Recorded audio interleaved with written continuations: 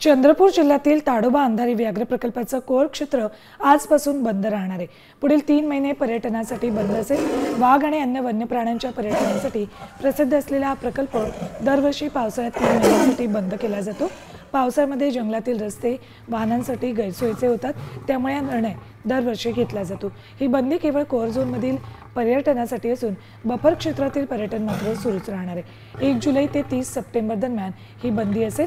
वन्यजीवांच्या प्रजनन काळात कुठलाही व्यत्यय येऊ नये, हाही यामागचा एक महत्त्वाचा हेतू आहे।